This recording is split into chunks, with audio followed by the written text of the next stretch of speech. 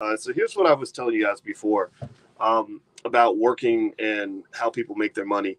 I think that one of the rope-a-dopes that they put on you when you're black is you grow up and you're pretty much told that everybody has to get a job, that there's no other way to make money other than getting a job and using your human capital, selling your human capital, basically selling yourself back into slavery in order to make money, right?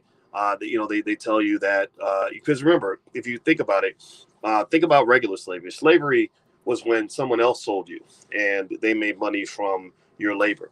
And so now modern day slavery is where you sell yourself, and you make the money from the slavery. But some would say that it's still slavery, right? Slavery to me is basically defined by a lack of freedom.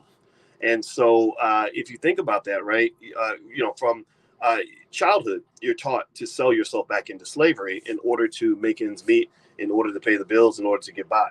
Now, give me a yes or no if you follow what I'm saying on this. Give me a yes or no if that was your background. I know that my background, I wasn't really taught to do anything other than sell myself back into slavery in order to make money. So the best thing I could hope for was, getting a steady job, right? Not a good job, not a high paying job, but just a steady job. And then you make the next step. The next leap is you get to the point where you can get a high paying job. That's what you start to dream about. That was my big fantasy, was one day maybe I'll be a lawyer and make $400 an hour, or an executive and, make 100 grand a year or something like that.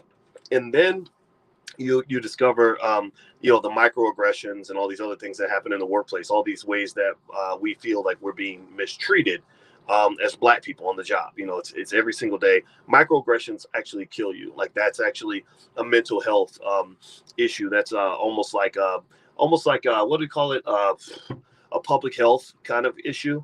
I think a Harvard professor actually explained how black men, especially, and women too, die younger because of the microaggressions and the racism and stuff like that. So then you experience all that and you say, dang it, to hell with this. I'm out of here. I'm going to go start my own business. So then you work for yourself. And then, so it's not it's slavery anymore, right? You're not a slave. You don't have to do it as much, but you're working very, very hard, right, to make money. So basically what you're doing is most of us start off as solopreneurs where we're doing all the work and we're making the big chunk of the money. So it's much better. Like, when you start going into that solopreneur space, that's when you start to find that the laws of economic physics start to change.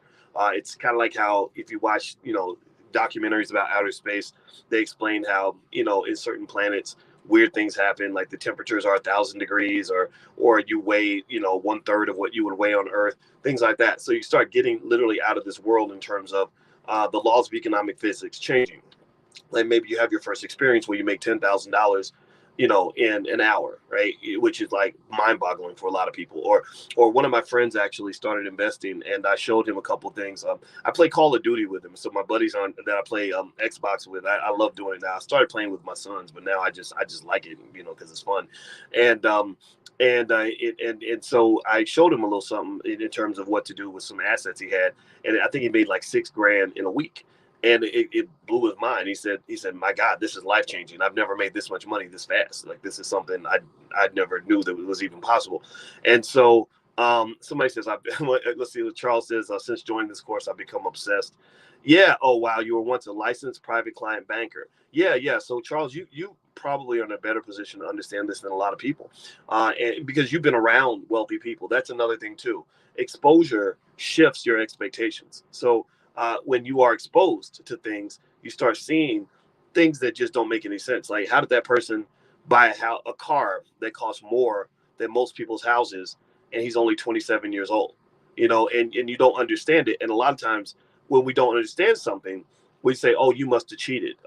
That's what someone will say in your ear. Well, they cheated. It's because, or they were born with a silver spoon in their mouth. Or rich people, they just exploit poor people, right? These are the narratives that you're fed when, I know it may sound impossible to hear, but there are lots of very wealthy people who are decent people, who are ethical, who don't steal from anybody. They just understand the game a little bit better than most, right? So then, when you do that solopreneur thing and you have those first experiences that that boost your income. Maybe you're making 40,000 a month, 80,000 a month, 100,000 a month, even whatever.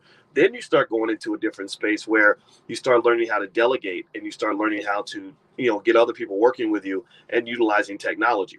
Um, the use of technology, the reason it's very important for Black children, you want your children to be well versed in technology, not just have the ability to make TikTok videos and all that. That's a start. My daughter makes a ton of TikTok videos, and I explained to her that the fact that she knows how to use these video editing tools so well means that she can do, she's able to do things at 10 that I've paid professional video editors to do who were 40 years old. I'm not kidding. Like, she can sit there and she knows how to change the lighting, the tone, and slow things down, speed it up, chop the segments, put them back together again. I mean, just all these things that a video editor could do. So that is a skill. There's no question about it. But going deeper than that, there is also the benefit of scale that technology gives you. And so if you want to know who I predict to be the next millionaires and billionaires, it's typically people that grow up in a high-tech space who also understand business. And this isn't just true in the age of the internet. This was actually true back when I was working on my PhD. There were it didn't take me long to figure out when I was working on my doctorate that the smartest people in class were typically the engineers who had switched over to finance, or the mathematicians who switched over to finance, or the computer scientists who switched over to finance, because they knew how to get on a computer and program specific tasks where, a lot of us would think that, a repetitive task needs to be done in a repetitive way. Like, maybe if we grew up in a factory culture, like we grew up in Detroit, we maybe had an auntie who went to work every day and pulled a lever all day long. That's all she did, was pull the lever all day long, right? So in her mind, if there's something that needs to be done that's repetitive, you just do it over and over and over again. Whereas a scientist or a tech savvy person would say, well, why not program a machine or program, something to do that task for you, right? So that understanding of technology, particularly when it's merged with business, allows for the just the rapid replication of economic outcomes. And so at that point, you're figuring out, okay, what's the right formula? What's the right model? And once you figure out the right model, you just program it to replicate itself. Next thing you know, you're scaling like crazy. Excuse me. That's why Mark Zuckerberg, starts Facebook in his dorm room. Eventually, he gets investors and all these other people involved. But now Facebook is $1 trillion company. You don't build $1 trillion. You cannot work hard enough to build $1 trillion company. There's no amount of work a human being could do to make $1 trillion. It's just not even $1 billion, right? And so what billionaires and trillionaires and millionaires and whatever, well, I could say $1 trillion companies anyway, what they understand is the power of scale. And the power of scale comes typically through technology and delegation.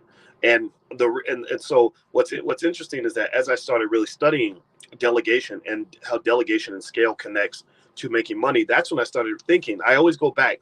There's a technique in mathematics called dynamic optimization, where you figure out where you want to be at the finish line, and then you work your way backward. So I always think, okay, where do I want a Black boy to be at the age of 30? What do I want a Black woman to be by the time she's 28, 29 years old? And I go back and I say, oh, I get it now. In order for them to be in a position to really make high levels of money, you don't need the education that we're accustomed to, which is going to school and learning biology and gender pronouns and white history, whatever, right? You really need the kids to learn things like things that will be amenable to the ability to delegate to others, to be the ability to lead a team, right? So that might mean your child might need classes on not just leadership, but also how to manage and maintain relationships. That's a huge issue. Like in our community, people who can't manage relationships, they can't work with other people. So they cut everybody off. And then next thing you know, you're trying to do it all by yourself, right? You can't even keep your spouse in the house, right? Your spouse doesn't want to stay. You don't want them in there. So you break up. And next thing you know, you're doing it all by yourself. And the rules of wealth say that it's very hard to do it by yourself. It's like playing a team sport when you don't have a team. You can't win the NBA Finals with one player, even if that player is LeBron James. There's no player in the history of the NBA who could have won the finals by himself, right? So a lot of times when you're trying to do everything by yourself because you have maybe trust issues from trauma, or the inability to manage relationships, or you've been overly influenced by an ego-driven culture. I hear a lot of rappers, if you listen to them very closely, the hip-hop culture is very ego-driven. It's very much, look at me, I'm the best, I'm the greatest, I'm special, I'm better than you, right? And so that ego can undermine relationships, which makes it tough for you to do things like lead a team. Like, first thing I learned about leadership, I actually have a leadership coach. Her name is Nicole Price. She's an awesome lady. Dr. Nicole Price is one of my best friends. I love her to death. And one of the things I learned about leadership is that leadership really is service. That when you lead, you have to understand that you can't see yourself as better than the people you're leading. Just because you make money or you have power, you have to understand that your job is to get on the front lines and truly serve, right? So little things like that, learning those things early as children, prepares them to be successful. Like a child who knows how to get along with other people, who also understands a few things about technology and scaling, who was trained to be an entrepreneur, has a very high likelihood of becoming a millionaire. That person has a much higher likelihood of becoming a millionaire than a person who's trained to say, go get jobs, or who's overly influenced by toxic culture. And people wonder, like, why do you talk about these other areas, culture and relationships and all that? Because all those things link back to money. All those things link back to money. You guys have seen me do this. I can go through and dissect a hip hop song and explain all the anti-wealth building messages that are in that song, that create so much toxicity that you can't build anything. You can't grow flowers in toxic soil. It just does not work. So anyway, when you talk about that last tier, though, of wealth, the last piece is, even beyond scaling and delegation and technology, you then have that space where you built an asset base, right? So that's where a person has spent their whole life making money. They have a good, what is called in finance, we call this a plowback rate.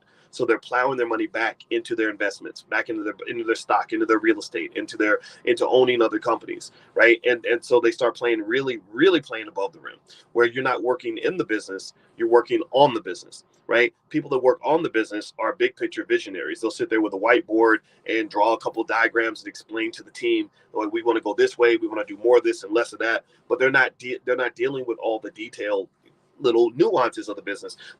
There's a guy that came into the Black Business School by the name of Ace Chapman. He actually taught a class in the Black Business School. If you go to theblackbusinessschool.com, you can ask him about Ace Chapman's class. And he did a whole master lecture on how he's made millions of dollars acquiring businesses. And he sees his businesses as assets. He doesn't see them as things where he has yet another job to do, or the acquisition of another company doesn't mean he's got 10 times more work to do, right? Where he's really actively running several businesses. No, Ace just buys the businesses and he lets the people that are running the business run the business. He just positions himself as the owner, which gives him access to residual profits and things like that. And that sort of asset management is really, to me, that's the holy grail, right? That's why the things like the $5 a day investing plan are so important, which, by the way, guys, if you go to the allblackagenda.com, you can pick it up, the allblackagenda.com. The $5 a day investing plan is really important because that actually positions you, to create an asset base for your child. The winning strategy, like the holy grail, if you ever want to get to the point where your child is making money without working, build them a solid asset base and teach them how to use it. Because if they have an asset base and you teach them how to use it, it could be a bunch of stocks that they own. It could be a bunch of real estate. It could be a bunch of businesses. It could be all three, all of the above. Then, and they know what to do with that, then they can position themselves where all they do is just make decisions and they don't actually have to do any work. And they're literally making, some insane, ridiculous amount, like literally 10 times, 50 times, 100 times the average worker, and staying in bed all day if that's what they want to do, or going on vacation, or climbing mountains all around the world or whatever, right? And that's where rich people come from, right? When you see a rich person, I don't know if you've ever seen this, where you have somebody that literally cares nothing about money. Money is not even a factor in their life. They just choose what they want to do, and the money's always available. Well, that's because they have an asset base. So if you want your kids to be in an economically advantageous position, build them an asset base now. And then that way, when they get older, they can just manage the assets. They don't really actually have to do any work. The downside of that, though, for me anyway, is I grew up in a space where working kind of builds character, right? And so I want my kids to work hard on something. So even though I built a solid asset base for all my children and my godchildren, and if I die, they're all going to be filthy rich,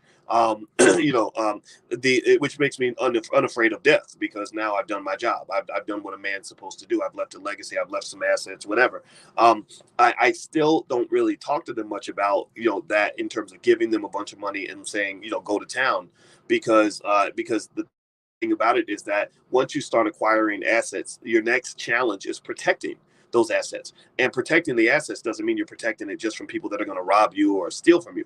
You're protecting your assets from your own family. You have your own relatives. If they're not conditioned and prepared with a wealthy mindset, right? And you know what I mean by that. There's that term is a heavy term. When they talk about wealthy mindset, don't underestimate the impact of that term.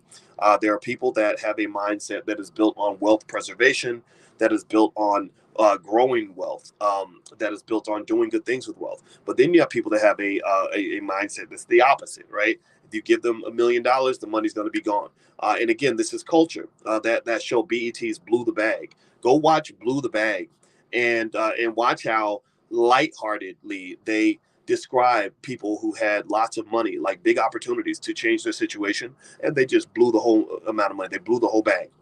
So that's not funny though. But that's not funny because what you've done now is you put yourself in a position where you have to go back and become a slave in order for you to get what you need. So that's kind of that was what was on my mind today. And again, I'm on my honeymoon, and I know it seems weird that I'm doing this during my honeymoon, but I love this. Like, this is who I am all the time, every day, no matter what. And Alicia understands that. She's a professor just like me, so we love to teach and we love to talk, and that's kind of what we do. And so, by the way, everybody who's listening online, we're inside the Black Stock Market Program. I'm going to start answering student questions. If you want to join us, you can log in at the blackstockmarketprogram.com. So feel free to give it a try. You can try it for 30 days for free if you want to go take a look and see what it's all about. All right, so let's get started on some of what's going on with the stock market. One of the things I should tell you guys about the stock market is that this is just a great market. There's just money everywhere, opportunity everywhere. It's like a weather forecast where the weatherman tells you that the skies are blue for the next 7 days. It's going to be 75 degrees, not a cloud in the sky. There really isn't a whole lot to be afraid of right now. Now, of course, that could change very quickly, but the inflation scare is kind of being understood at this point where it's not such a big deal. It's hard to find a sector that isn't doing well, and I would argue that this would just be a bad time to uninvest or to take your money out. And so also, by the way, if you log in at the blackstockmarketprogram.com, you'll see some stocks I recommended this week. Go to what Dr. Boyce is buying, and I picked some companies that I really liked for this week. I don't have them all in front of me in my brain right now. I do know one of them was General Motors. General Motors, I think, is going to do well. I bought some General Motors stock because this chip shortage thing that's causing all this chaos in the auto industry, among others, it's eventually going to come to an end. But what's interesting, here's one thing that's interesting about the economy. I'll say this, then I'll get to your questions, is that microchips are kind of becoming this new, really competitive frontier across countries. And China said that one of their leading objectives, or their leading objective right now, is to reduce their dependence on other countries to get their microchips. And apparently it takes a ton of money, like $20 billion to build a microchip factory, and many years of development to even possibly do it right. And so China has just made that a top priority. Biden put microchips into his infrastructure bill. About 65% of the world's microchips are produced in Taiwan, which is a national security benefit for that country, because Taiwan is in this constant conflict with China, where the Chinese are constantly threatening them. And they say that the only reason that China hasn't gone in and invaded Taiwan is because it would disrupt the microchip supply. So microchips have become a huge landscape in the global, in global economic and political warfare.